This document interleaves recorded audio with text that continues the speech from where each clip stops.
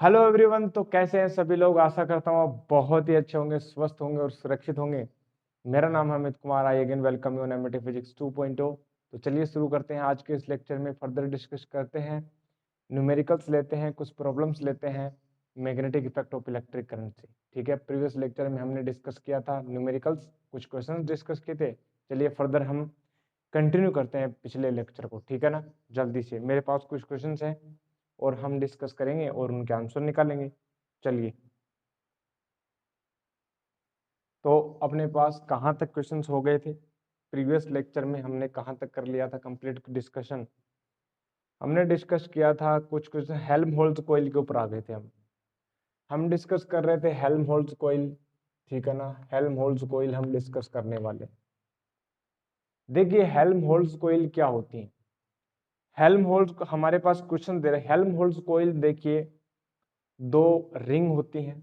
ठीक है, दो कॉइल होती हैं, दो रिंग होती हैं, उनमें नंबर ऑफ टर्न्स सेम होंगे, करंट की डायरेक्शन सेम होंगी और कोएक्सियली जो है वो रखी होंगी। कोएक्सियल मतलब जिन दोनों की एक्सिस क्या है, सेम है। जैसे क्वेश्चन में दिया हुआ है, a Helmholtz coil has a pair of loops each with n turns and radius r। r radius की है, नंबर ऑफ टर्न्स कितने n दे रखे हैं। They are placed coaxially at distance r।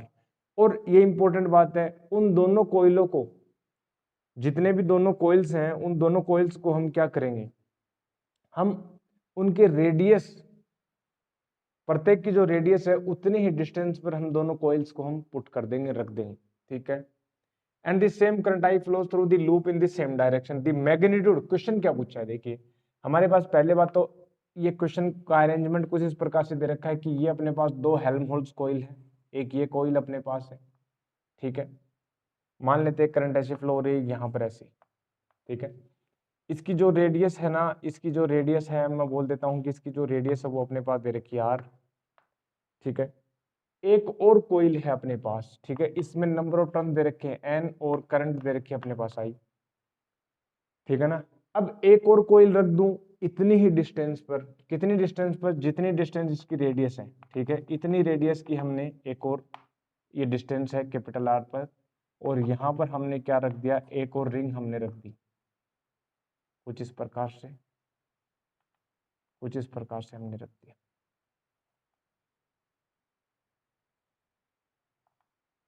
ठीक है, ये अपने पास क्या है, रेडियस R है और डायरेक्शन ऑफ करंट भी सेम है। ठीक है ना, ये अपने पास I करंट है, नंबर ऑफ टर्न्स कितने n है।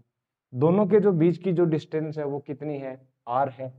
इनके बीच की जो डिस्टेंस है ना, इनके जो बीच की जो डिस्टेंस है वो कितनी है, R है। तो इनके बीच की जो डिस्टेंस है, मैं बोलूँ कि यहाँ पर ये डिस्टेंस है वो R, ये कितनी डिस्टेंस है वो R डिस्टेंस। क्वेश्चन हमें पूछा है, हमें पूछा the magnitude of magnetic field at point P midway between the centres A and C। A and C centre दे रखा है, ये अपने पास दे रखा है A और ये C, और किसी मिड पॉइंट के ऊपर यानी मिड पॉइंट P के ऊपर हमें पूछा है मैग्नेटिक फील्ड। क्या पूछा है, मैग्नेटिक फील्ड या मैग्नेटिक इंडक्शन बोल दे, मैग्नेटिक फील्ड इंटेंसिटी। ठीक है, ऑप्शन दे रखे हैं 4। चलिए हम डिस्कस करते हैं इस क्वेश्चन को। तो कैसे करेंगे भाई, जैसा कि हमें पता है, पहले हम उस पॉइंट P के ऊपर डायरेक्शन चेक करते हैं। देखिए ये वाली रिंग है। ठीक है, इस वाली रिंग के कारण जो हम बोलें कि राइट हैंड थंब रूल से लगाएंगे। ठीक है, तो हम क्या करेंगे, करंट की डायरेक्शन में अपनी फिंगर्स को रखेंगे, thumb gives the direction of magnetic field. तो इस पॉइंट P पर मैग्नेटिक फील्ड की डायरेक्शन क्या होगी, अपने पास एक्स एक्सिस में, पॉजिटिव एक्स एक्सिस में डायरेक्शन में। सेम पॉइंट P के ऊपर जो डायरेक्शन है सेकंड कॉइल है, उसके कारण भी क्या होगी, एक्स एक्सिस में होगी, सेम डायरेक्शन।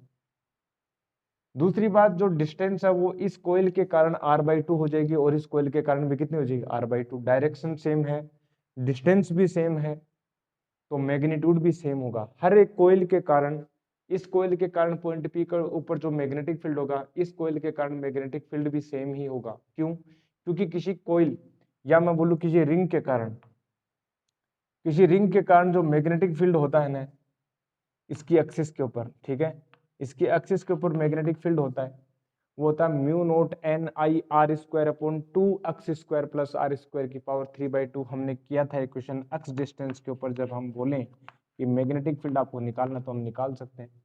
तो इस पॉइंट P के ऊपर जो मैग्नेटिक फील्ड होगा ना, तो at point P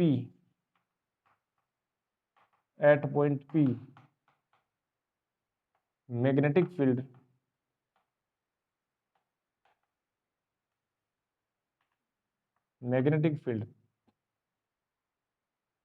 eight point P magnetic field will B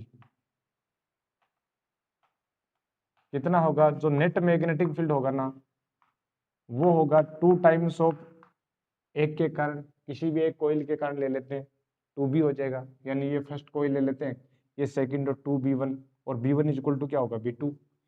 ठीक है, अब b1 कितना होगा, देखो मैं बात करूं 2 है, ठीक है, b1 जो हो जाएगा इसके कारण ले लेते हैं, तो कितना हो जाएगा mu naught N I, N number of turns है, करंट कितनी आई है, तो म्यू नोट आई हो जाएगा, mu naught I R square upon 2 x, x की डिस्टेंस कितनी है r/2 है कि नहीं है, बिल्कुल r/2, अक्स कितना r/2 पर है, अक्स कितना r/2, तो r²/4 हो जाएगा, अक्स स्क्वायर प्लस r स्क्वायर की पावर 3/2, ये अपने पास आंसर आएगा। चलिए चेक करते हैं, ये अपने पास 2 से 2 कैंसिल आउट हो जाएगा, यहाँ पर कितना हो जाएगा देखना जरा, 4 ये पर यहाँ पर 5 हो जाएगा, और r की क्यूब म्यू नोट एन आई, ये अपने पास हो जाएगा म्यू नोट एन आई, यहाँ पर r बाहर आ जाएगा, ठीक है, तो और यहाँ पर कितना हो जाएगा 5 की पावर 3/2 हो जाएगा अपने पास, और यहाँ पर 4 ऊपर जाएगा, ठीक है, तो अपने पास 8 हो जाएगा, ठीक है ना, तो हम ऐसे बोल लें कि 8 म्यू नोट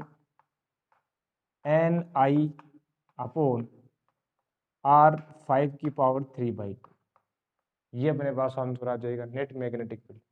चलिए चेक करते हैं, या कोई दूसरी फॉर्मेट दे रखी है या आंसर इसी फॉर्मेट में दे रखा है, चेक करते हैं।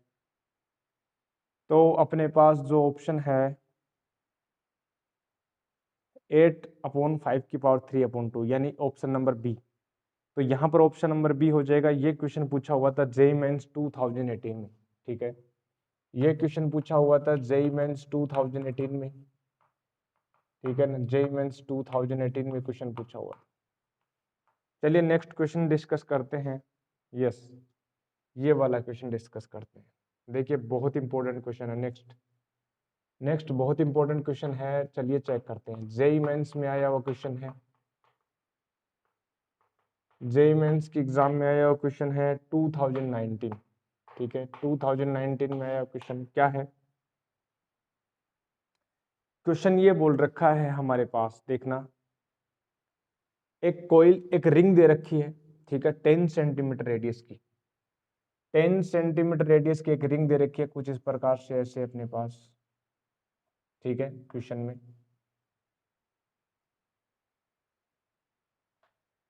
10 सेंटीमीटर रेडियस कैरीज ए यूनिफॉर्मली डिस्ट्रीब्यूटेड चार्ज, एक पतली रिंग है जिसकी रेडियस 10 सेंटीमीटर है, रेडियस कितनी है, रेडियस इसकी है 10 सेंटीमीटर,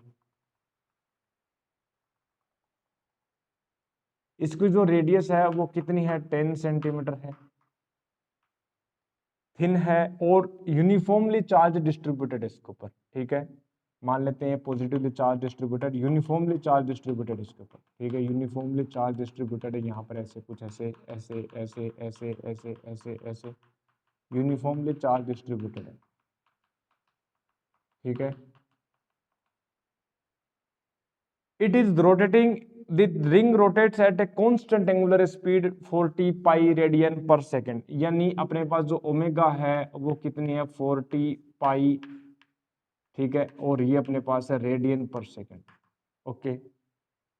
अबाउट इट्स एक्सिस, इसकी एक्सिस से वो रोटेट कर रही है, ये वाली जो रिंग है ना, ये एक्सिस पर से रोटेट कर रही है कुछ ऐसे, ठीक है, ओमेगा से रोटेट कर रही है, कांस्टेंट है, ठीक है। If the magnetic field at its centre is 3.8 into 10⁻⁹ Tesla, इसके सेंटर पर इसके कारण, रोटेशन के कारण जो मैग्नेटिक फील्ड है उसकी जो वैल्यू है वो है 3.8 इंटू 10⁻⁹ टेस्ला, यानी nano tesla. Then the charge carried by the ring is close to, ठीक है, चार्ज की वैल्यू क्या होगी। अब अच्छा क्वेश्चन है, देखना जरा, नीट में आते हैं, जेईई मेंस में से क्वेश्चन आते हैं। देखिए 2019 है, ठीक है। तो अब आपसे ये क्वेश्चन पूछ लिया, ठीक है, इसके सेंटर पर मैग्नेटिक फील्ड दे रखा है, क्यू की वैल्यू निकालें चार्ज की। अब एक बात बताओ, क्या इस रिंग के ऊपर चार्ज यूनिफॉर्मली डिस्ट्रीब्यूटेड है? बिल्कुल है। और जब ये रोटेट कर रही है तो ये चार्ज क्या कर रहा है? रोटेट कर रहा है। चार्ज क्या कर रहा है? रोटेट कर रहा है। चार्ज मूव है। मूविंग चार्जेस क्या प्रोड्यूस करता है? इलेक्ट्रिक करंट की डेफिनेशन क्या है? Electric current means what? Electric current में बोलूं कि चार्जेस, यदि चार्जेस एक पर्टिकुलर डायरेक्शन में यदि मूव करने लग जाएं तो उसको ही तो हम क्या बोलते हैं? इलेक्ट्रिक करंट बोलते हैं। Rate of flow of charge, rate of flow of charge. मैं बोलूं किसी क्रॉस सेक्शनल एरिया से परपेंडिकुलरली यदि क्यू चार्ज टी टाइम में जाता है तो करंट कितनी होती है? I equal to Q upon T, ठीक है। यूनिट सेकंड में जाने वाला जो चार्ज है, ठीक है, the charge that is crossing any cross sectional area in unit time that is called electric current. तो मैं क्या करता हूं, इसमें करंट निकाल लेता हूं कि कितनी करंट है इसमें, ठीक है, समझ रहे हो। तो ये एक तरह से वायर की तरह ट्रीट नहीं करेगा कि जब ये रोटेट कर रहा है, ठीक है, ये जो कोयल रोटेट कर रही है तो चार्ज रोटेट कर रहा, चार्ज रोटेट कर रहा मतलब करंट फ्लो हो रही है। क्या हो रही है? करंट फ्लो हो रही है एक तरह से। तो करंट कैरिंग वायर हो गया एक तरह से ये। मैं बात करना चाहता हूं कि इसमें करंट कितनी है। इंपॉर्टेंट बात हमारा ये है कि करंट कितनी है। तो करंट कैसे कैलकुलेट करेंगे, देखना जरा, अभी करते हैं कैलकुलेट। करंट के लिए मैं क्या करता हूं, यहां से मैं बोलूं कि क्रॉस सेक्शनल एरिया है, ठीक है, इस क्रॉस सेक्शनल एरिया है, इस क्रॉस सेक्शन एरिया से कितना यूनिट सेकंड में कितना करंट फ्लो हो रहा है ये निकाल लूं, ठीक है। यूनिट सेकंड में कितना चार्ज फ्लो हो रहा है, यूनिट सेकंड में कितना चार्ज फ्लो हो रहा है वो करंट आ जाएगी। मुझे एक बात बताओ कि इस क्रॉस सेक्शन एरिया से टी टाइम में, टी टाइम पीरियड में, टी बोले तो 2 पाई अपॉन ओमेगा, क्या टी टाइम पीरियड में मान लेते हैं कि टोटल चार्ज फ्लो हो रहा है? टोटल चार्ज फ्लो हो रहा है, मान ले टोटल चार्ज कितना है? क्यू है, मान लेते हैं let's the total charge is Q. तो एक चक्कर में, एक टाइम पीरियड में ये क्या यहां से चलने वाला चार्ज टोटल का टोटल क्रॉस हो जाएगा टी टाइम पीरियड में? तो ये क्यू चला गया। तो यूनिट सेकंड यानी 1 सेकंड में कितना जाएगा? 1 सेकंड में जाने वाला जो चार्ज होगा that is called electric current, यानी q upon 2 pi upon omega, यही तो होगा। This is the electric current. T second में जब क्यू चार्ज फ्लो हो रहा था, यूनिट सेकंड में जो फ्लो होने वाला चार्ज क्रॉस सेक्शन एरिया से इतना हो जाएगा, that is called electric current, ठीक है। अब इतनी करंट फ्लो हो रही है तो इस इलेक्ट्रिक करंट के कारण सेंटर पर जो मैग्नेटिक फील्ड होता है वो कितना होता है? मैग्नेटिक फील्ड एट सेंटर जो होगा B इक्वल टू होगा, वो होता है mu naught I upon 2R। और R की वैल्यू हमें दे रखी है, मैग्नेटिक फील्ड की वैल्यू भी दे रखी है, देखो कितना है 3.8 इंटू 10⁻⁻9 टेस्ला, ऐसा यूनिट में रखेंगे। म्यू नॉट की वैल्यू है अपने पास 4 पाई इंटू 10⁻⁻7, ठीक है, ये होती है। ओके, आई कितना है? आई तो हमें निकालना है, ठीक है, हमें चार्ज निकालना है, ठीक है। तो आई की वैल्यू हम रख देंगे क्यू अपॉन आर की वैल्यू कितनी है? 10 सेंटीमीटर, 10⁻⁻2 मीटर में कन्वर्ट कर लिया। और ये है 2 पाई अपॉन ओमेगा, यानी 2 पाई अपॉन ओमेगा, ओमेगा ऊपर आएगा और ओमेगा की वैल्यू कितनी? 40 पाई। ये अपने पास आंसर हो जाएगा। अब कैलकुलेट कर लेंगे, देखना जरा, हम इसको कैलकुलेट कर लेंगे, देखो कैसे करेंगे। ये अपने पास कितना हो गया? 10⁻⁻2 10⁻⁻5, ठीक है। और ये हो जाएगा 10⁻⁻5 10⁻⁻6, यानी 10⁻⁻3 बचेगा। कितना बचेगा? 10⁻⁻3, यानी 3.8 इंटू 10⁻⁻3 बचा। और यहाँ से देखो जरा, क्या ये 2 होगा? 2 से 2 कैंसिल आउट हो जाएगा, ठीक है। और क्या ये 40 पाई बचेगा? यानी क्या 40 पाई हो जाएगा, यानी यहाँ पर हो जाएगा 40 पाई। पाई की वैल्यू अप्रोक्सीमेट 3.14, ठीक है। यहाँ से ये क्यू की वैल्यू आ गई, ठीक है। तो ये अप्रोक्सीमेट 4 आ रहा है, 4 10 10⁻⁻5 यानी अप्रोक्सीमेट 1, ठीक है। Let me check the options, option check करते हैं, ठीक है, देखना जरा। ऑप्शन है अपने पास 2 इंटू, ऑप्शन नंबर 1 है 2 into 10⁻⁻6 coulomb, option number B है 3 इंटू 10⁻⁻5 कूलम, सी ऑप्शन है 4 इंटू 10⁻⁻5 कूलम, और डी ऑप्शन है अपने पास 7 into 10⁻⁻6 coulomb. A B C D. Okay, अब देखना जरा, इतना हो गया अपने पास, ठीक है, ये हो गया अपने पास, ठीक है। अब देखना जरा 10⁻⁻2, ओके,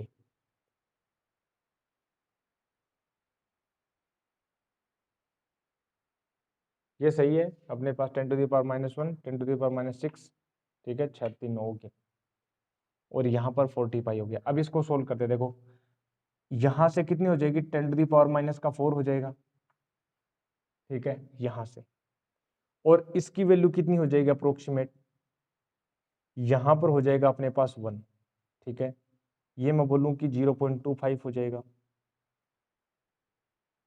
ठीक है ना, इसकी वैल्यू कितनी, 1/4 यानी 0.25, ठीक है।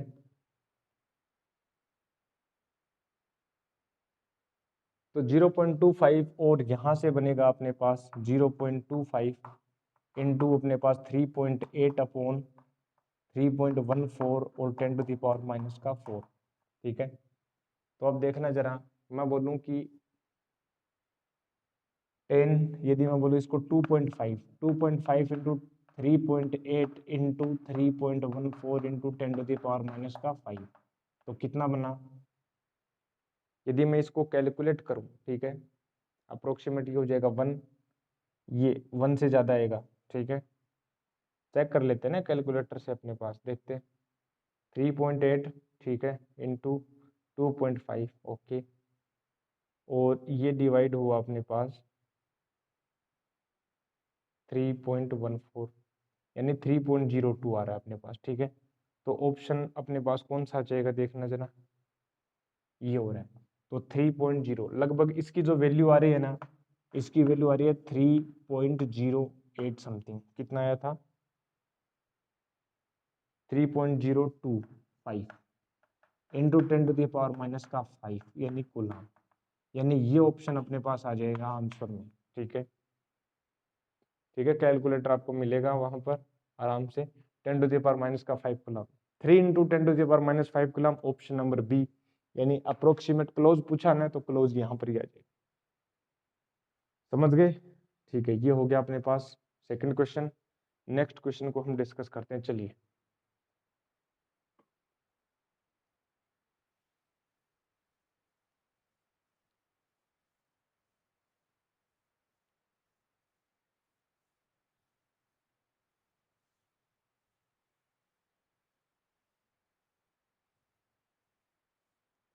जब हम नेक्स्ट क्वेश्चन की ओर चर्चा करें, देखो क्या है, अब की बार ये क्वेश्चन जेई 2012 में पूछा हुआ है, ठीक है,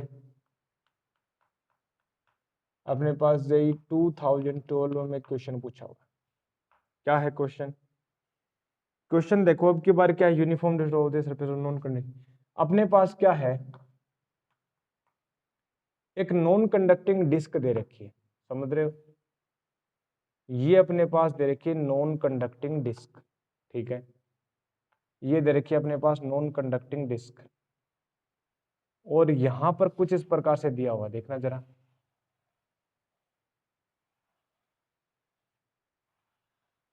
ये डिस्क है, ठीक है, इसलिए मैं इसको यहां पर ऐसे बना रहा हूं, ठीक है। अब ये जो डिस्क है ना, इसमें चार्ज है, ठीक है, चार्ज क्यू जो है वो यूनिफॉर्मली डिस्ट्रीब्यूटेड है, ठीक है, रेडियस इसकी कितनी है, आर है, रेडियस कितनी है इसकी, रेडियस हमें दे रखी है, रेडियस आर दे रखी है, ठीक है, हमें रेडियस दे रखी है इसकी, रेडियस आर, इसकी जो रेडियस है ना वो कितनी दे रखी है, आर रेडियस इसकी दे रखी है, ठीक है, एक्सिस पासिंग, और ये जो है वो रोटेट कर रही है, ठीक है, ये क्या कर रही है, रोटेट कर रही है यहाँ से ऐसे, ये ओमेगा से क्या कर रही है, रोटेट कर रही है, ओमेगा एंगुलर, ओमेगा रेडियन पर सेकंड से ये क्या कर रही है, रोटेट कर रही है, ठीक है, अपने प्लेन में क्या कर रही है, रोटेट, ऐसे बोल दूं कि ये अपने पास डिस्क है, ये डिस्क है, और ये अपने प्लेन में क्या कर रहा है, रोटेट कर रहा है ऐसे, ठीक है। अब बोर्ड में आप ऐसे भी सोच सकते हो, जब ये ऐसे रोटेट कर रहा है तो मैं बोलूँ कि ये ऐसे रोटेट कर रहा है ऐसे, ठीक है, ऐसे रोटेट कर रही है, ऐसे बोल रहे हैं, एंटी क्लॉकवाइज बोल दो, ऐसे बोल दो, बात एक ही है, ठीक है। तो ऐसे रोटेट कर रही है ये। क्वेश्चन ये पूछा है कि as result rotation magnetic field of induction B is obtained at the centre. जब ऐसा रोटेट करेगी तो एक बात बताओ, क्या क्यू चार्ज है, क्यू चार्ज है तो इसमें करंट भी प्रोडक्शन होगा, उस करंट के कारण इसके सेंटर पर जो मैग्नेटिक फील्ड है वो बी है, मैग्नेटिक फील्ड कितना है, बी है। तो रोटेशन के कारण जब ये डिस्क रोटेट कर रही है तो रोटेशन के कारण उसके सेंटर पर मैग्नेटिक फील्ड प्रोड्यूस हो रहा है उस चार्ज के कारण। अभी अभी हमने किया था ना एक रिंग के कारण, बट अब ये रिंग ऐसे सोचो कि इनफाइनाइट रिंग इस पर चिपका दी ऐसे और चार्ज है, तो इसके सेंटर पर मैग्नेटिक फील्ड आएगा बी। हमें क्वेश्चन में पूछा है कि तो आप ये बताइए इसकी जो रेडियसन है उस रेडियस के सापेक्ष मैग्नेटिक फील्ड की वैल्यू क्या होगी, उसका जो ग्राफ है वो बताना है। ऑप्शन नंबर ए अपने पास देखो कुछ ऐसे दे रखा है कि मैग्नेटिक फील्ड जो है ना बी, और वो रेडियस के साथ इस प्रकार से चेंज हो रहा है ऐसे, this is the option A. Option number B क्या बोल रखा है, ऑप्शन नंबर बी हमें बोल रखा है कि आप ये बताइए कि क्या ऐसे हो रहा है, क्या मैग्नेटिक फील्ड का जो रेडियस के सापेक्ष जो है, रेडियस के साथ साथ जो चेंज है वो क्या है, ऐसे हो रहा है क्या। सी ऑप्शन आपसे बोल दिया कि आप ये बताइए क्या मैग्नेटिक फील्ड जो है उसका वेरिएशन रेडियस के डिस्टेंस के साथ क्या ऐसे हो रहा है क्या। मतलब इसकी रेडियस जब बढ़ती जाएगी या घटती जाएगी, बढ़ेगी, उसके साथ मैग्नेटिक फील्ड इसके सेंटर पर जो है ना, ये क्या है, सेंटर पर मैग्नेटिक फील्ड है, उसमें वेरिएशन क्या आएगा। और डी ऑप्शन आपको दे रखा है, क्या ऐसे आएगा, क्या ऐसे आएगा, क्या ऐसे, ठीक है, बी और ये आर। अब ये क्वेश्चन पूछा है, अच्छा क्वेश्चन है, बहुत शानदार क्वेश्चन है, देखते हैं, ठीक है। तो देखो क्या होगा, यहां से देखो, ध्यान देना एक बार, मुझे एक बात बताओ, क्या यहाँ पर चार्ज है, ठीक है, चार्ज है, चार्ज मोशन में है कि नहीं है, मूवमेंट में है कि नहीं है, रोटेशन कर रहा है। चार्ज जब मोशन में होता है तो उसको हम बोलते हैं करंट। अब ये एक करंट नहीं है, ठीक है, ये मैं ऐसे बोल सकता हूँ कि बहुत सारी रिंग्स जो है ना, पतली पतली जो रिंग्स हैं, उनको मैं ऐसे बोल दूं कि ये ऐसे लोकेटेड है ऐसे, ठीक है, एक रिंग, दूसरा रिंग, तीसरी रिंग, चौथी रिंग, ऐसे, ठीक है। क्या मैं इस डिस्क को, क्या मैं इस डिस्क को जो है इनफाइनाइट रिंग्स में बना हुआ मान सकता हूं क्या, और ये कुछ ऐसे, ठीक है, जैसे हमने हाल ही में अभी अभी क्वेश्चन किया था, ठीक है, हाल ही में अभी अभी हमने क्वेश्चन किया था, एक रिंग के कारण हमने मैग्नेटिक फील्ड निकाला, तो क्यों न इस डिस्क को, क्यों न इस डिस्क को मैं रिंग बोल दूं, इनफाइनाइट टाइम्स नंबर्स में रिंग बनी हुई है, और मैं ये बोलूं किसी एक रिंग के कारण निकाल लेता हूं मैग्नेटिक फील्ड, किसी एक रिंग के कारण यदि मैं मैग्नेटिक फील्ड निकाल लूं और फिर मैं इसका इंटीग्रेशन कर दूं, तो क्या इस टोटल डिस्क के कारण जो मैग्नेटिक फील्ड आ जाएगा सेंटर के ऊपर, बिल्कुल आ जाएगा, सही बात है, ठीक है ना। तो चार्ज तो फ्लो हो रहा है, लेकिन मुझे एक रिंग के कारण, मैं जानता हूं रिंग के कारण अभी अभी हमने मैग्नेटिक फील्ड निकाला, हमें पता है, तो मैं रिंग ले लेता हूं, कहां लूं, मान लेते हैं रेंडम ले लेते हैं, तो रेंडमली मैंने बोला कि यहां से जो है, यहां से, ठीक है, R distance, small R radius पर ले लेता हूं, स्मॉल आर रेडियस पर हमने एक रिंग ली कुछ इस प्रकार से, ऐसे रिंग ले ली हमने, ठीक है, और इस रिंग की विड्थ जो है वो कितनी है, डी आर ले लेते हैं कि ये डी आर है, ये जो है वो डी आर है, बहुत स्मॉल है, ठीक है, डी आर, ये कितनी है, डी आर विड्थ, कुछ इस प्रकार से। अब एक बात बताओ, क्या जब ये रोटेट करेगी तो इसमें चार्ज है, क्या इसके ऊपर चार्ज है, क्या इसके ऊपर चार्ज है, बिल्कुल चार्ज तो सब जगह है, तो क्या इसके ऊपर छोटा सा अल्पांश जो चार्ज आएगा, जो एलिमेंटल जो चार्ज आएगा, ठीक है ना, वो कितना होगा, डी क्यू। तो डी क्यू कितना चार्ज होगा, डी क्यू जो होगा ना, डी क्यू वो हो जाएगा सिग्मा डी, ठीक है, sigma D, sigma D, sigma क्या है, surface charge density, surface charge density, ये जो चार्ज है वो सरफेस के ऊपर डिस्ट्रीब्यूटेड है, तो इसको सरफेस चार्ज डेंसिटी हम दिखाते हैं। तो dq जो होगा, सिग्मा क्या होता है, charge per unit area, total area में कितना है 4 पाई आर स्क्वायर में, तो 4 पाई आर स्क्वायर, ठीक है। अब dA कितना है, इसका एरिया कितना है, इस रिंग का छोटे जो अल्पांश जो हमने रिंग है इसका एरिया कितना है, लेंथ इंटू विड्थ, तो लेंथ कितनी है 2 पाई आर और विड्थ कितनी है 2 पाई आर डी आर, तो ये हो जाएगा 2 पाई आर डी आर, ये हो जाएगा 2 पाई आर डी आर। तो यहाँ पर ये हो गया, आप देखो ये कैंसिल आउट हो गया, तो dq जो अपने पास आया वो अपने पास आया क्यू आर अपॉन 2 और आर स्क्वायर, और ये आया डी आर, ये अपने पास dq आ गया।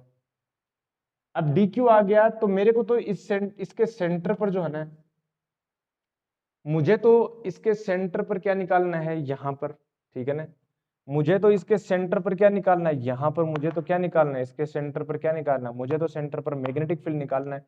इस छोटे इस रिंग के कारण जब रोटेट करेगी तो ये रिंग रोटेट करेगी तो करंट भी जनरेट होगी, dq चार्ज है तो उसके कारण करंट भी कितनी आएगी, di आएगी। तो di जो करंट आएगी वो कितनी हो जाएगी, dq अपॉन t टोटल। अभी भी हाल ही में हमने क्वेश्चन किया था, उसमें टाइम पीरियड कितना होगा, जितना टाइम पीरियड इतना इसका लगेगा, इस रिंग का घूमेगा उतना टाइम पीरियड ये भी होगा, यानी कितना हो गया 2 पाई अपॉन ओमेगा, ओमेगा हमें दे रखा है तो 2 पाई अपॉन ओमेगा आ गया। तो dq कितना है, dq अपने पास है q आर डी आर, ठीक है, यहाँ पर 2r स्क्वायर है तो ये है 2r स्क्वायर, ठीक है 2r स्क्वायर हो गया, और यहाँ पर कितना 2 पाई अपॉन ओमेगा, यानी 2 पाई अपॉन ओमेगा, यहाँ पर ये वाला, ठीक है, ये अपने पास हो गया कि नहीं हो गया। तो यानी डी जो हो गया करंट वो कितनी हो जाएगी, क्यू अपने पास यहाँ पर क्यू ओमेगा अपने पास, और यहाँ पर ये हो गया 4 पाई आर स्क्वायर, ठीक है 4 पाई आर स्क्वायर क्यू और ओमेगा आर डी आर।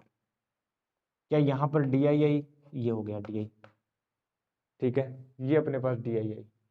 अब इस डी आई के कारण मैग्नेटिक फील्ड कितना होगा सेंटर पर, डीबी, तो जो डीबी होगा ना वो कितना होगा, म्यू नोट आई अपॉन 2r। इस रिंग के कारण, ठीक है ना, इस रिंग के कारण मैग्नेटिक फील्ड इसके सेंटर पर कितना म्यू नोट आई अपॉन 2r होता है, तो म्यू नोट आई कितना डी आई, तो mu note D I upon 2r हो गया। अब यहाँ पर ये वैल्यू रख देंगे डी आई की वैल्यू, देखो कितना हो जाएगा, तो जो डीबी आएगा वो हो जाएगा अपने पास म्यू नोट अपॉन 2r हो गया। डी आई कितना है, ये डी आई अपने पास है क्यू ओमेगा आर, ठीक है क्यू ओमेगा आर अपने पास, ठीक है क्यू ओमेगा आर हो गया, और ये हो गया डी आर अपॉन कितना हो गया 4 pi r square, 4 pi r square, देखो यहाँ पर आर से आर कैंसिल आउट हो जाएगा। मेरे को निकालना है, ये तो डीबी है, ये डीबी क्या है, ये डीबी वो मैग्नेटिक फील्ड है जो ये रिंग प्रोड्यूस कर रही है सेंटर पर, हमें तो टोटल डिस्क के कारण निकालना है। तो ऐसी बहुत सारी रिंग बनेगी, ठीक है, ऐसी बहुत सारी रिंग बनेगी, और ये रिंग, उस रिंग की जो रेडियस है वो r0 से और कैपिटल R तक जाएगी, तो इंटीग्रेशन करना अच्छा रहेगा यहाँ पर, ठीक है कंटिन्यूस डिस्ट्रीब्यूशन है, तो कंटिन्यूस डिस्ट्रीब्यूशन है तो यहाँ पर, ठीक है यहाँ पर अपने पास हम इंटीग्रेशन कर देंगे, और इसके कारण जब dB है तो टोटल के कारण मैग्नेटिक फील्ड कितना जाएगा, B हो जाएगा, ठीक है B हो जाएगा, तो मैग्नेटिक फील्ड B जो आ जाएगा, ठीक है, तो म्यू नोट, ठीक है अपॉन 8 पाई हो गया यहाँ पर, और यहाँ पर हो गया क्यों हो गया, ठीक है म्यू नोट अपने पास 8 पाई क्यों और ओमेगा अपने पास हो गया, और यहाँ पर इंटीग्रेशन कर देंगे डी आर, और यहाँ पर क्या है कैपिटल R स्क्वायर, ठीक है ये अपने पास हो गया। अब इंटीग्रेशन कहाँ से कहाँ, 0 से और कैपिटल R तक कर देंगे, ठीक है, तो यहाँ पर जो मैग्नेटिक फील्ड आएगा देखो ये डी आर आर हो जाएगा, तो इनवर्सली प्रोपोर्शनल अपने पास कितना हो जाएगा, ये आर आ जाएगा, इसकी वैल्यू कितनी आएगी, आर आएगी, इसकी वैल्यू आर आएगी, और एक आर से एक आर कैंसिल हो तो बचेगा ओनली 1 आर, तो म्यू नोट जो है 1 अपॉन आर के इनवर्सली प्रोपोर्शनल होगा। और यहाँ से हम देख सकते हैं जो ये हाइपरबोलिक है तो ये वाला आंसर आ जाएगा अपने पास, ठीक है, अब ये अपने पास आंसर है, ठीक है ये वाला हो गया अपने पास। नेक्स्ट क्वेश्चन हम डिस्कस करते हैं, ठीक है अच्छा क्वेश्चन था तो ये हम डिस्कस करेंगे नेक्स्ट। ओके, चलिए नेक्स्ट क्वेश्चन डिस्कस करते हैं। ये अपने पास हुआ 2012। नेक्स्ट क्वेश्चन देखते हैं। नेक्स्ट क्वेश्चन अपने पास दे रखा है जेई 2010 में आया हुआ क्वेश्चन।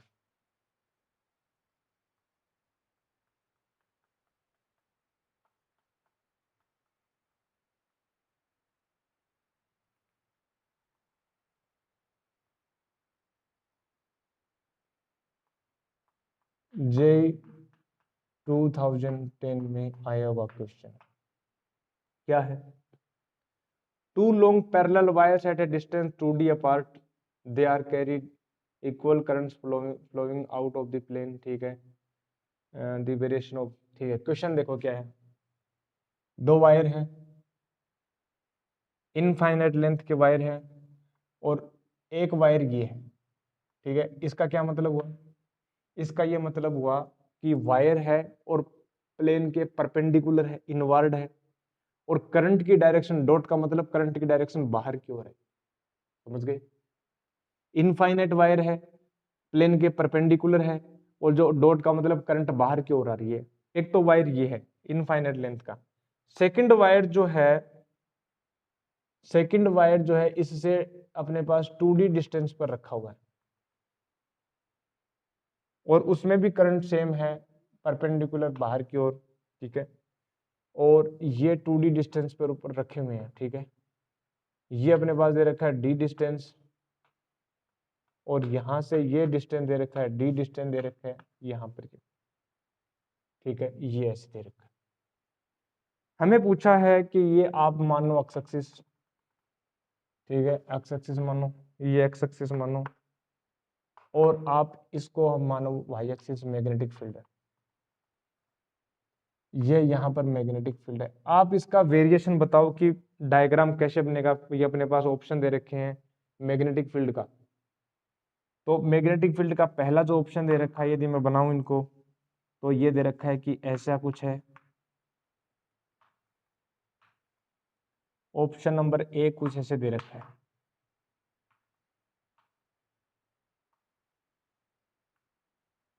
ठीक है, ऐसे दे रखा है। और यहां से ये वाला ऑप्शन नंबर बी अपने पास दे रखा है, कुछ ऐसे दे रखा है। ऑप्शन नंबर बी अपने पास कुछ ऐसे दे रखा है, ये वाला, ठीक है। और ये दे रखा है, ठीक है, ये। ऑप्शन नंबर सी अपने पास दे रखा है, ये दे रखा है कुछ इस प्रकार से, ये वाला देखो, ये ऐसे, ठीक है। और अपने पास ये, ठीक है। ऑप्शन नंबर डी अपने पास दे रखा है, क्या दे रखा है देखना जरा, ये अपने पास दे रखा है ऐसे, ठीक है, यहां से। और ये अपने पास दे रखा है ऐसे, ठीक है। ये d/2 है, ये d/2 डिस्टेंस है, यहाँ पर भी d/2 है, ये भी d/2 है, ये भी d/2। जेई 2010 में क्वेश्चन पूछा, देखो कैसे करेंगे। जब भी इस प्रकार से दे रखा हो, हम क्या चेक करते हैं कि यहाँ पर देखो मैग्नेटिक फील्ड पूछा है। एक बात बताओ, क्या ये वायर है, ठीक है, करंट बाहर की ओर है, करंट बाहर की ओर है, तो करंट की डायरेक्शन में अपना थंब रखेंगे, और जो मैग्नेटिक फील्ड है वो क्या करेंगे, मैग्नेटिक फील्ड की डायरेक्शन दे देंगे। तो जो अपने पास जो अंगुलियां हैं, फिंगर्स हैं, that gives the direction of magnetic field. तो क्या मैग्नेटिक फील्ड ऐसे होगा, क्या ऐसे होगा? और इस प्रकार से करंट, मैग्नेटिक फील्ड की डायरेक्शन ऐसे होगी क्या? क्या मैग्नेटिक फील्ड की ऐसी डायरेक्शन होगी? बिल्कुल होगी। अब एक बात देखना जरा, क्या इसमें भी मैग्नेटिक फील्ड की डायरेक्शन ऐसे होंगी? ठीक है, क्या मैग्नेटिक फील्ड की डायरेक्शन ऐसी होंगी? बिल्कुल होंगी। क्या ऐसे होंगी? बिल्कुल होंगी। ठीक है, बिल्कुल होगी। अब देखना जरा, अच्छा, मैग्नेटिक फील्ड, एक इनफाइनाइट वायर के कारण मैग्नेटिक फील्ड कितना होता है, उसका मैग्नीट्यूड कितना होता है? मैग्नीट्यूड होता है B = mu naught I upon 2πr, यानी ये अपने पास होता है R के इनवर्सली, ठीक है, ऐसे। तो एक बात तो मुझे पता है कि इनवर्सली जाएगा, ठीक है, हाइपरबोलिक सेंस में जाएगा, ठीक है, सभी हाइपरबोलिक सेंस में दे रखे हैं। एक बात देखो कि यहाँ पर डी डिस्टेंस पर जो मैग्नेटिक फील्ड इसके कारण जो इस पॉइंट पर आएगा, देखो इस पॉइंट की बात कर रहे हैं, मिड पॉइंट की, यहाँ पर चेक कर रहे हैं, यहाँ पर देखो जीरो नहीं है, यहाँ पर भी जीरो नहीं है, यहाँ पर जीरो है, यहाँ पर जीरो है। मैं चेक करना चाहता हूँ कि डी डिस्टेंस के ऊपर मैग्नेटिक फील्ड की वैल्यू क्या होगी। क्या इस वायर के कारण मैग्नेटिक फील्ड ऊपर की ओर डायरेक्शन आएगी और इसके कारण मैग्नेटिक फील्ड नीचे की ओर डायरेक्शन आएगी और मैग्नीट्यूड सेम है, तो यहाँ पर मैग्नेटिक फील्ड जीरो होना चाहिए। क्या यहाँ पर मैग्नेटिक फील्ड इसमें जीरो है? बिल्कुल है। इसमें जीरो नहीं है, कैंसिल आउट हो गया। यहाँ पर भी जीरो नहीं, कैंसिल आउट हो गया। यहाँ पर जीरो, इन दोनों में पॉसिबिलिटी है, ए और डी में। ठीक है, यहाँ पर हो गया। अब ये हो गया, ठीक है। यहाँ पर ऊपर वाली डायरेक्शन को पॉजिटिव लेते हैं, ठीक है, तो यहाँ पर ऊपर वाली डायरेक्शन को पॉजिटिव लेते हैं। आर जब जब टेंड्स टू जीरो होगा, देखो यहाँ पर आर जब टेंड्स टू जीरो होगा तो मैग्नेटिक फील्ड क्या होगा? Tends to infinity. बिल्कुल। तो जब r टेंड्स टू जीरो, ये r डिस्टेंस है ना यहाँ से, जब जीरो की ओर है तो लगभग इन्फिनिटी है। और यहाँ पर मैग्नेटिक फील्ड क्या है? यहाँ पर इस पॉइंट पर बात करूं, पॉजिटिव है कि नहीं है? ये ज्यादा ही डोमिनेंट होगा, ये कम डोमिनेंट होगा। अपने पास डिस्टेंस बढ़ गई यहाँ से इस पॉइंट के ऊपर, तो डोमिनेटिंग फैक्टर इसका ज्यादा होगा, तो कुछ ऐसा आएगा। और फिर जैसे जैसे हम डिस्टेंस बढ़ाएं तो घटता जाएगा, और यहाँ पर तो जीरो है, ठीक है, जीरो है बिल्कुल। तो इस पॉइंट, इन पॉइंट के ऊपर मैग्नेटिक फील्ड ऊपर की ओर डोमिनेट ज्यादा करेगा, क्योंकि इसका मैग्नीट्यूड ज्यादा होगा, उसका कम होगा यहाँ पर। अब इस पॉइंट की बात आओ, इन पॉइंट पर मैग्नेटिक फील्ड की डायरेक्शन नीचे की ओर है, तो नेगेटिव मैग्नेटिक फील्ड आएगा। और दूसरी बात, इसका डोमिनेंस ज्यादा होगा इस वायर का। क्यों? क्योंकि ये जो है, ये पॉइंट्स हैं इस वायर के पास में, तो ये डोमिनेटिंग फैक्टर होगा, तो यहाँ पर नेगेटिव वाला डोमिनेंट होगा, तो कुछ इस प्रकार से होगा। और टेंड्स टू जीरो पर इन्फिनिटी को टेंड करेगा, कुछ इस प्रकार से ये होगा, ठीक है। अब दोनों में है। अब यहाँ पर देखो, इन पॉइंट्स पर आओ नीचे की ओर, ठीक है, नीचे की ओर नेगेटिव में जाएगा, और टेन जीरो पर क्या होगा? इन्फिनिटी, और नेगेटिव, कुछ इस प्रकार से जाएगा। और यहाँ पर पॉजिटिव है, और ये ऐसे है। तो ये ऑप्शन नंबर ए अपने पास आंसर में आ जाएगा। ठीक है, इतनी बात समझे? ठीक है, समझे इतनी बात? ठीक है, ये नेगेटिव, ये पास में पॉइंट से, ये तो बहुत दूर चला गया, तो डोमिनेंट वाला फैक्टर ये होगा। और ये नीचे आ रहा है, यहाँ पर भी नीचे है, ठीक है। इस वायर के कारण भी मैग्नेटिक फील्ड नीचे है, इस वायर के कारण भी मैग्नेटिक फील्ड नीचे है, तो नेगेटिव डायरेक्शन में आएगा, तो हमने नेगेटिव सेंस में इसको ड्रॉ किया। ठीक है, जल्दी से इसको नोट करेंगे, फिर देखते हैं।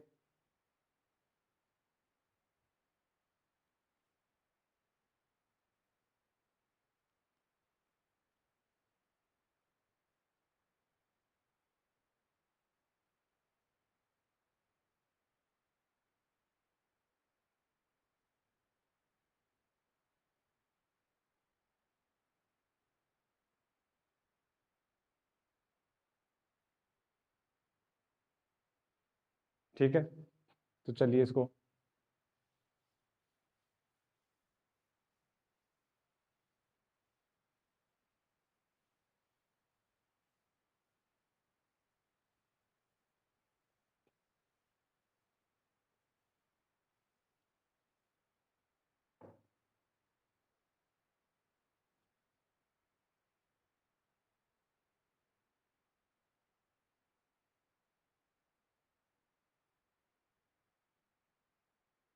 चलिए अब नेक्स्ट क्वेश्चन की ओर डिस्कस करते हैं।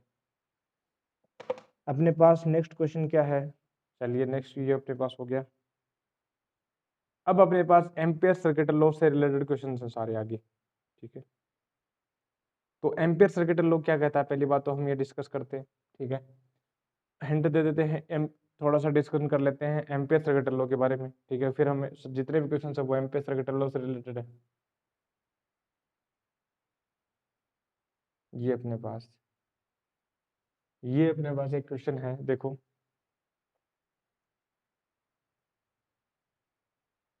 एम्पियर सर्किट लॉ से रिलेटेड नहीं है ये, इसको डिस्कस करते हैं। देखो क्या है,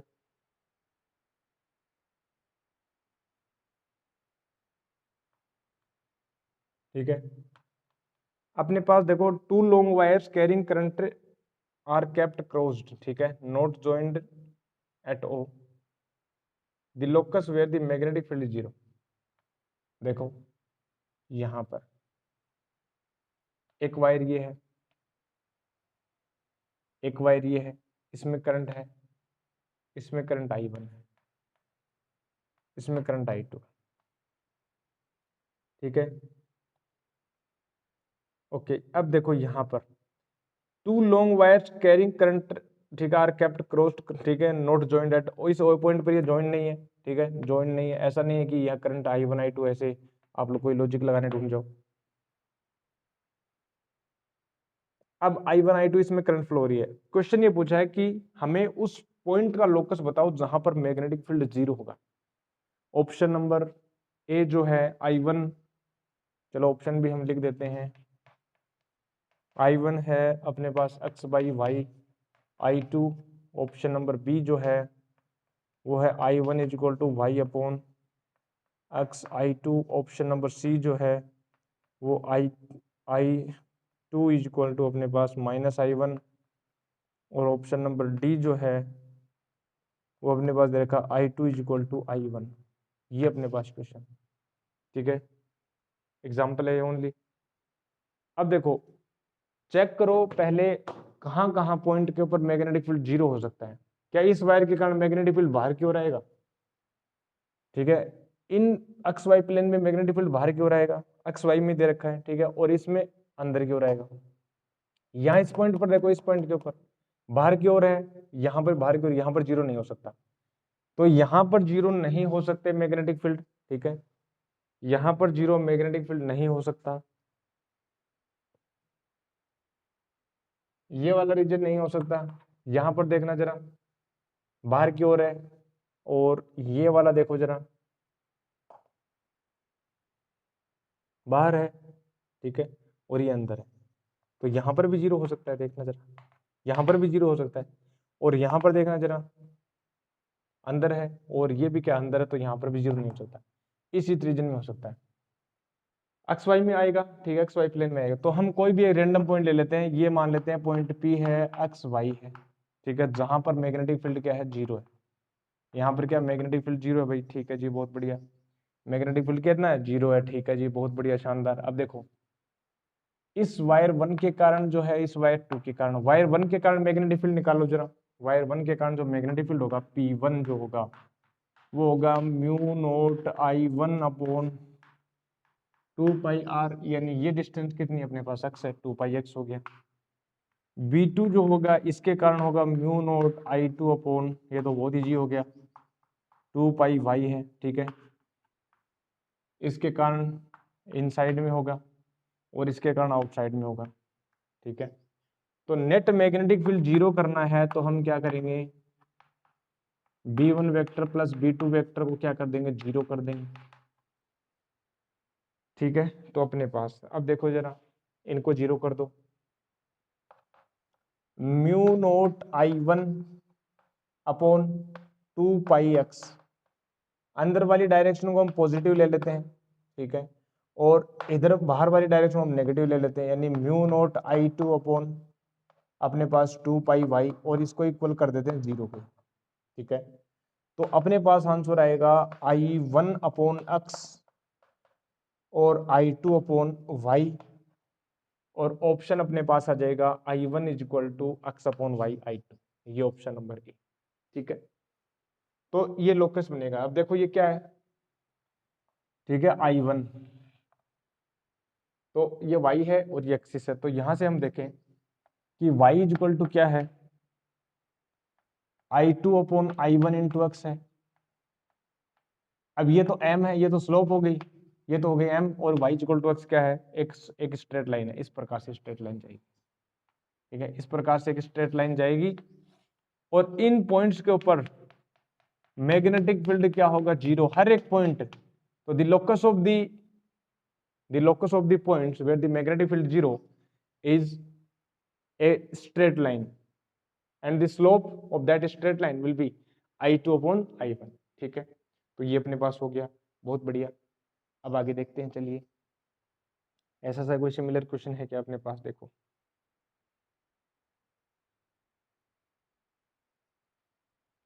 ये वाला क्वेश्चन देखना जरा, अभी एम्पियर सर्किट लॉ नहीं करते हैं, अभी इसको डिस्कशन में ले लेते हैं। नेक्स्ट क्वेश्चन देखो क्या है।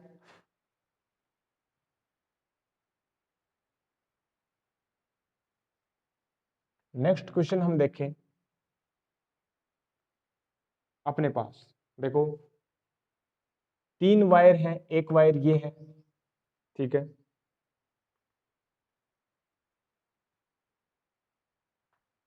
और ये अपने पास एक वायर ये है, और एक वायर ये है।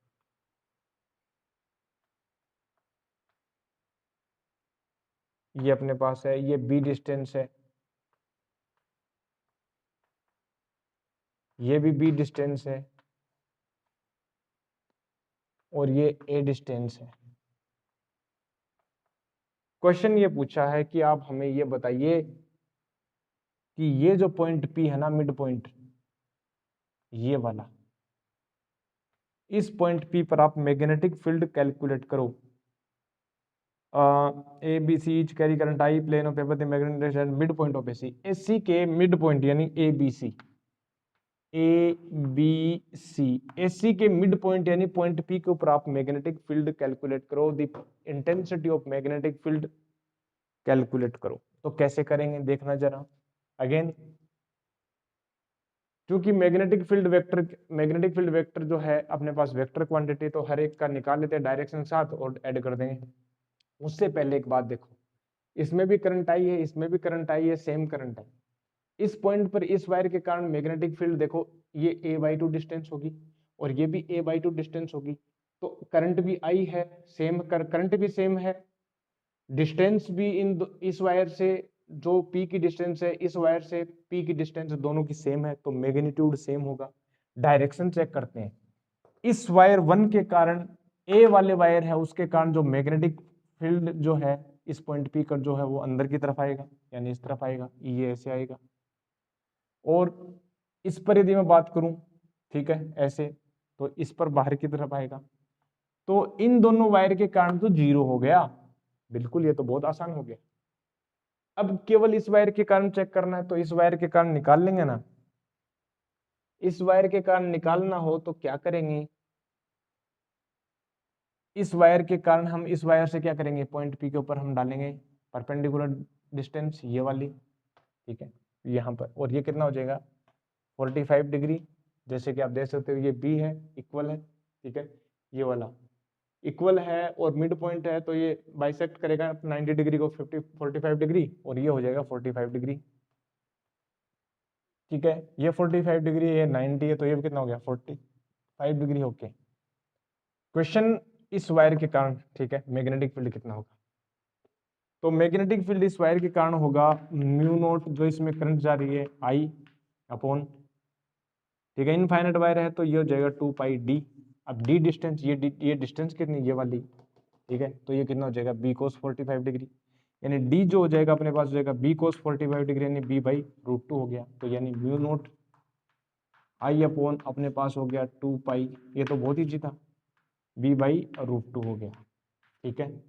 तो अपने पास आ गया, अपने पास mu naught I upon √2 pi B, ठीक है, ये अपने पास आंसर हो जाएगा। और डायरेक्शन अपने पास ये आ जाएगी नीचे की ओर, ठीक है, इस तरफ, ये तो कैंसिल आउट हो जाएगा इसके कारण, ठीक है। तो ये आ गया अपने पास आंसर। चेक करते हैं, mu naught I upon √2 pi B, तो अपने पास आ mu naught I upon pi A, 3 mu naught I upon pi A √2 mu naught आई पाई ए, ठीक है। बी तो है ही नहीं इसमें, ए में दे रखा है ना, तो ए में चेंज कर लेना। बी को ए में चेंज कैसे करेंगे, यहां पर देखो जरा, ये पाइथागोरस थ्योरम लगाएंगे, देखो क्या होगा, जो ए स्क्वायर है वो कितना हो गया 2b स्क्वायर, ठीक है। तो यहां पर देखना ए कितना होगा √2b, √2b, तो ये अपने पास आपके बार आ जाएगा आंसर, देखना जरा, ये तो √2b जब ए हो गया तो क्या मैं ऐसे बोल दूं क्या, mu naught I upon pi A, option number A आ जाएगा, ऑप्शन नंबर ए आ जाएगा। ओके, ये वाला हो गया अपने पास। अच्छा जी, बहुत बढ़िया, तो ये हो गया। ठीक है, नेक्स्ट क्वेश्चन डिस्कस करते हैं, जल्दी से इसको नोट कर लेंगे, फिर हम नेक्स्ट क्वेश्चन की ओर चलेंगे।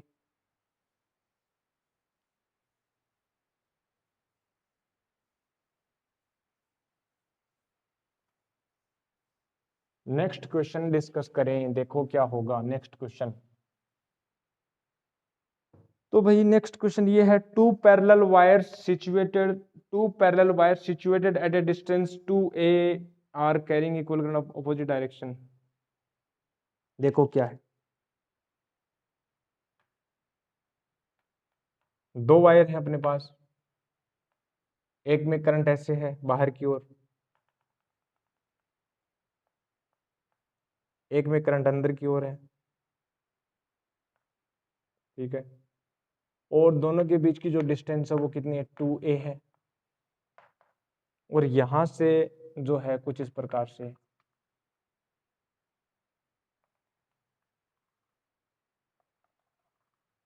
ये एंगल दे रखा है थीटा, ये वाला भी हमें दे रखा है थीटा। इस पॉइंट पी के ऊपर हमें क्या निकालना, मैग्नेटिक फील्ड इंटेंसिटी निकालना, और कुछ भी नहीं करना।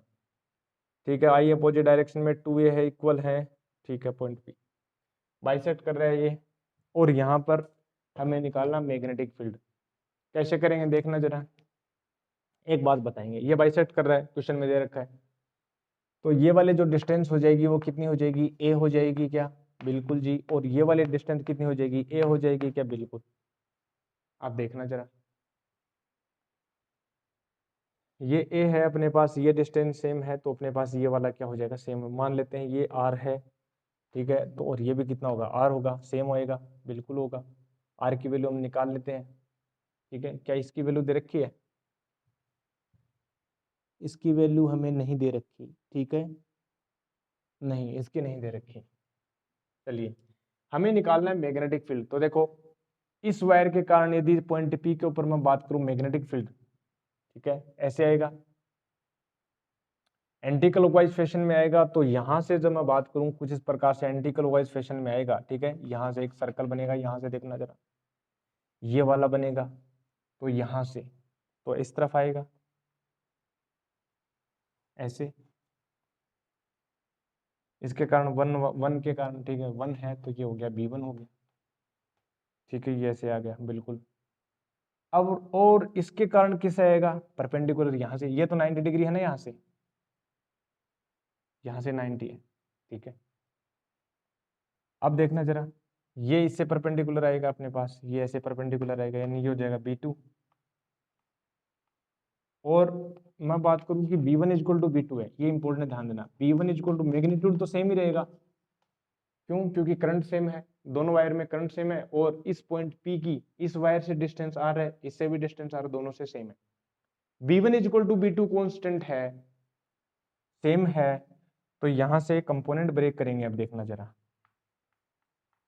ये एंगल कितना होगा, ये 90 है, ये थीटा है, तो ये कितना होगा, 90 माइनस थीटा। और ये वाला भी कितना होगा, 90 माइनस थीटा। तो ये कंपोनेंट जो आएगा B1 का, वो आ जाएगा B1 कोस 90 माइनस थीटा, यानी साइन थीटा। ये कंपोनेंट आ जाएगा B1 कोस थीटा, और यहाँ पर अगेन ये कितना हो जाएगा, B2 साइन थीटा, और ये कितना हो जाएगा, B2 कोस थीटा, और ये कैंसिल आउट हो जाएंगे ये, क्योंकि मैग्नीट्यूड सेम है, डायरेक्शन जो अपोजिट है, ये कैंसिल आउट हो, net magnetic field point P के ऊपर वो कितना होगा, 2B1 sine theta, 2B1 sine theta. तो 2 जो है, B1 कितना होगा, B1 जो होगा, किसी एक के कारण निकाल लो ना, तो म्यू नोट करंट मान लेते हैं, आई है, म्यू नोट आई अपॉन 2πr, यानी वो हो जाएगा 2πr। आर कितना, ये वाला आर है। ठीक है, आर की वैल्यू कितनी दे रखी है अपने पास, ये। ठीक है, आर की वैल्यू कितनी है, ये वाली देखो, यहाँ से आर की वैल्यू निकाल सकते हैं, आर कोस थीटा है अपने पास, r sine theta equal to A हो जाएगा। तो यहाँ पर मैं बोलता हूँ आर साइन थीटा लिख लेते हैं। तो यहाँ से मैं बात करूँ r cos theta, r sine theta जो है वो कितना होगा, ए हो गया। तो sine theta equal to A upon r, sine theta equal to A upon r. तो sine theta is equal to जब ए अपॉन आर होगा तो यहाँ से ए अपॉन आर हो जाएगा, तो यहाँ पर हो जाएगा mu naught I a upon pi r square, और डायरेक्शन क्या आई कैप में है, तो यहाँ से जो आंसर आएगा mu naught I a pi r square, option number D, और ये अपने पास आंसर हुआ। ठीक है, नेक्स्ट अच्छे अच्छे क्वेश्चंस हैं, सीरीज वाले क्वेश्चंस हैं। ठीक है, वो हम करेंगे नेक्स्ट में, कर लेंगे नेक्स्ट लेक्चर में। ठीक है, और फिर हम एम्पियर सर्किट लॉ के कुछ क्वेश्चन है वो भी करेंगे। ठीक है, और फिर आगे देखते हैं जो क्वेश्चन बनते हैं। ठीक है, तो यहाँ आज के लिए बस यहीं रखते हैं। ठीक है, फिर हम मिलेंगे आपको नेक्स्ट लेक्चर में। तब तक के लिए क्या करना है, stay healthy, stay happy and keep taking healthy diet. I will meet you next lecture. Thank you very much.